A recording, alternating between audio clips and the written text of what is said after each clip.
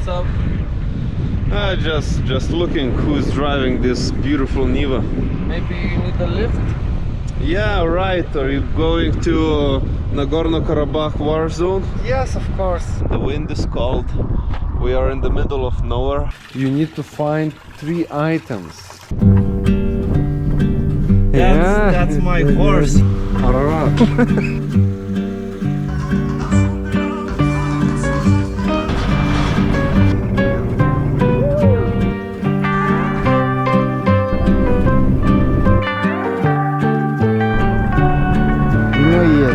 Виноград, гранат, ежевика.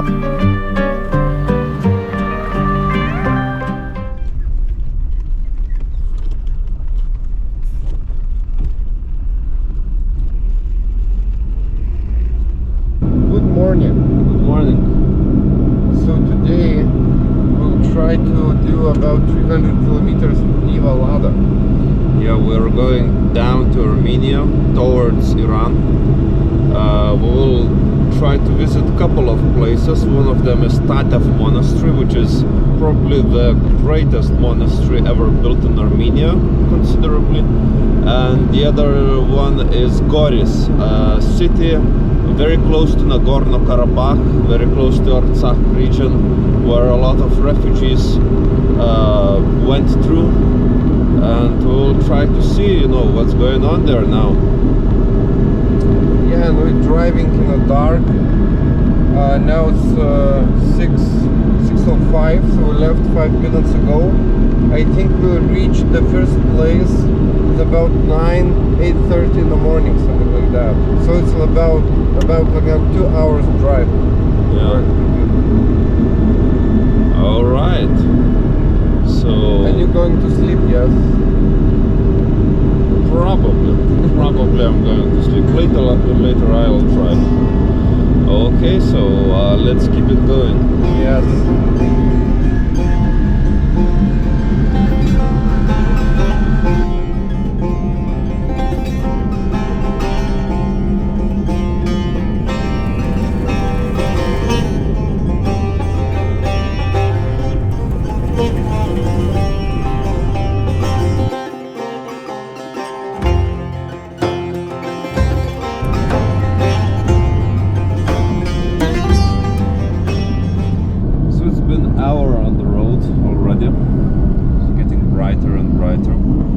Yeah, we drove a lot through the darkness. It was a little bit tricky. Many turns, big trucks, not really good quality of tarmac. Yeah, really, we're going on one of the main roads towards Tatev and Goris, but we cannot push more than 50 or 60 kilometers per hour because of all the turns and the weak engine of Niva. Look, we have an even weaker Niva in front, I think. Yeah, but at least the surroundings are absolutely amazing. The mountains, the hills, it's very beautiful.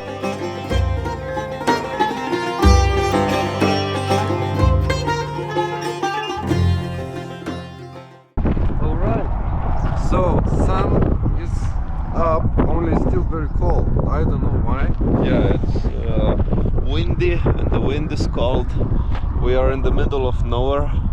We're going to Goris region close to Artsakh, Nagorno-Karabakh. So yeah, we decided to get up to warm up our legs, kind of, and we'll probably film something with our Niva. Yes, and it is absolutely beautiful. It's just vastness around, grass, mountains. We saw a couple of beautiful places, but we'll stop later and we'll go back. Today we'll go back by the same road in the afternoon. Yeah, today we are planning to visit lots of cities and lots of places in Armenia. So yeah, cool. See you on the road. Alright, so basically we have very dirty window and we have no idea how to clean it.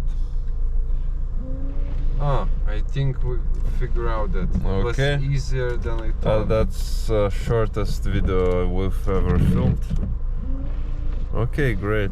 And what's that? Does this heat our seats? Yeah.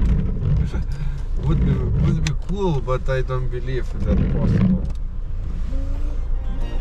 All right.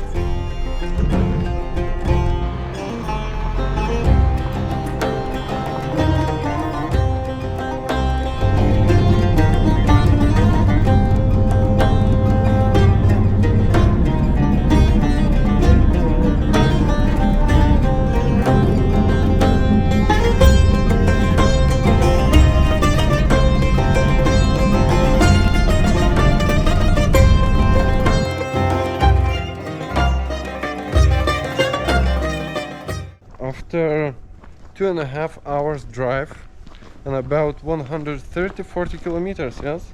Yeah, something like that. 140, something like that. So Let's do it. we finally reached probably the greatest monastery Of all time. of all time. And I hope. it already looks beautiful. It was built at 9th century. Later it was burned down, demolished by Seljuk Turks, and later it was rebuilt again. And in 11th century it was probably one of the main centers of culture, science, religion and spirituality in Armenia, and well, in this region. So there was around 1,000 monks living here, studying here. So it's pretty amazing, because you know, the whole town or village around just kind of started to develop because of this monastery. I was driving for 2.5 hours. He was reading. Yeah, I was reading a little bit. So it was later again somewhat demolished by Timur, then Timurids dynasty and so on. But later it was always rebuilt and always kind of kept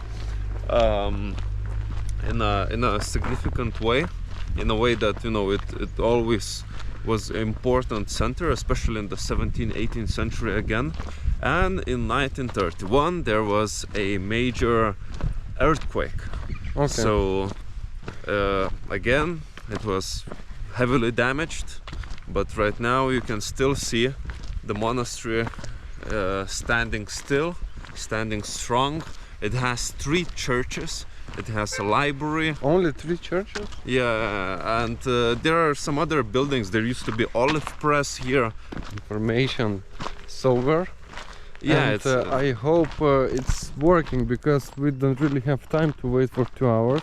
If it's closed, then we just go away and never come back. I think it will be alright. We'll see. But yeah, weather's nice. Now it's getting warm again. Only we have about 20 kilometers uphill with Niva in front of us, so that's going to be fun. Okay. It looks open. Okay, information again. I will stop and you will be able to read some ancient things. Oh no, it's for blind people. Okay, let's go inside. Let's go inside. So we inside. Like always, we have some water, probably very cold, and my heart hurts. Throat hurts. What hurts? Here hurts. Alright. You need to find 3 items in this old compound. Put them there and just next level. Probably in each of the main monasteries you can find 1 item, and then you have to, you know, put them together. Yeah, it's 3 churches. Oh man, we getting better at this game.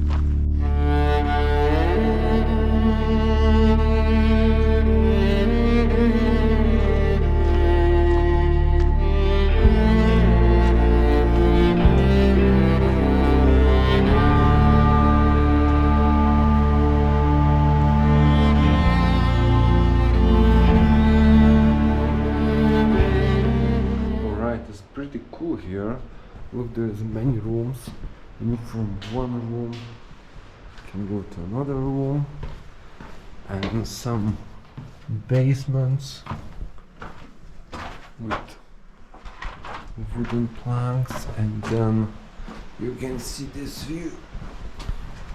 It's very interesting, sort of more mysterious when we came here early in the morning and there are no tourists, there are no guards, there are no anyone. Yeah. And we're just exploring ancient monastery. Yeah, it's interesting. Cool.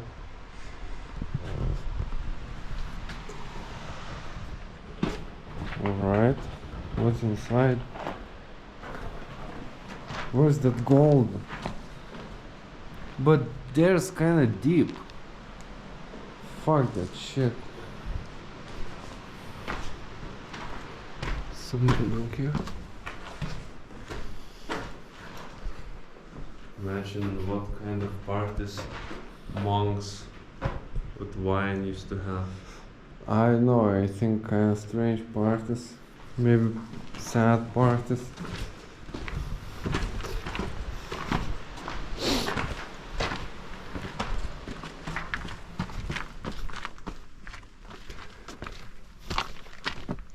I feel kind of like in Assassin's Creed game. I know. Oh, it's a nice place.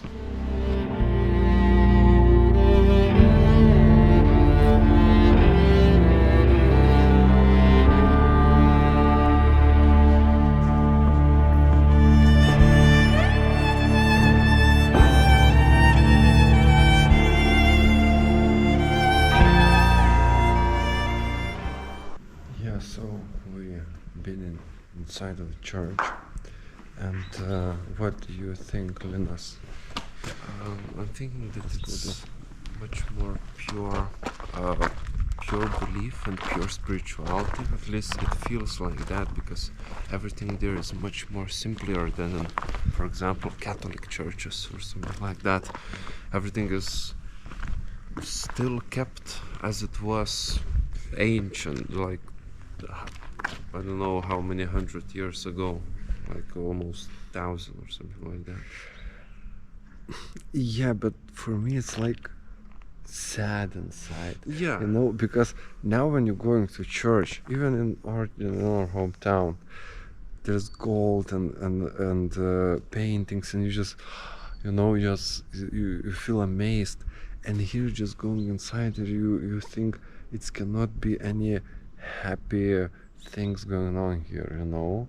Like weddings in like churches in I don't know, in Lithuania, Yeah. it's like party, gold, But beautiful, still, light, a lot of candles, and here's I felt like I want to go outside to the sun.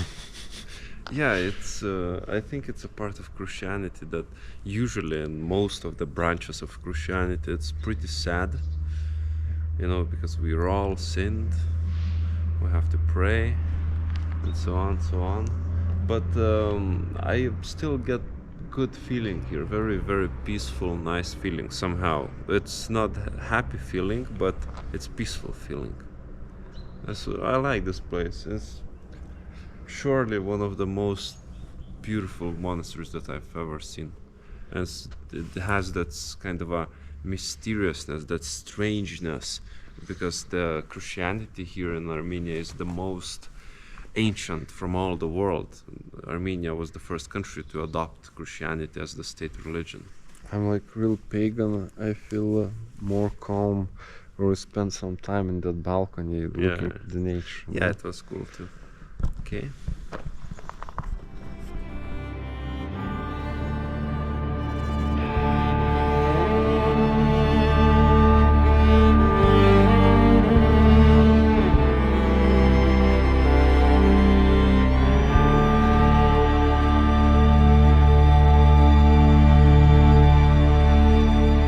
That was the church.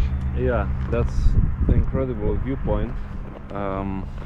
Yeah, it's people coming here to look at church and throw trashes down the hill. Yeah, it's a little bit sad about that, but the monastery looks really something else from early medieval ages. It looks like some painting, you know, not quite real, a little bit surreal.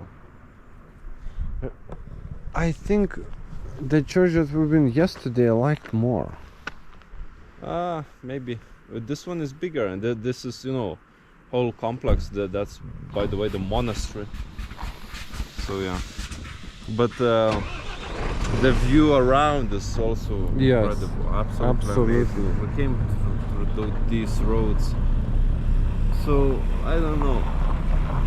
Both of them are wow. Yeah, only that was in my mind a little bit like lighter, like more. It was lighter in nice. color. And just not that. I feel pressure here. There was no pressure. Yeah, this is gray one. Yeah, sort of. Okay, so now maybe we'll eat something somewhere, and we're going to the town named Goris, which is the closest bigger town near the Nagorno-Karabakh region. So it will be quite interesting to see how the people living there, because just several months ago, more than 100 of thousand people from Nagorno-Karabakh became refugees. They went through Goris to other cities of Armenia, so Goris got a lot of pressure, you know. They had to accommodate thousands and thousands of people to help basically their own. Yeah, so it's about 36 kilometers, but about 1 hour drive, because we'll drive by these roads on second gear, like this, basically. So yeah, so see you in Goris. See you in Goris.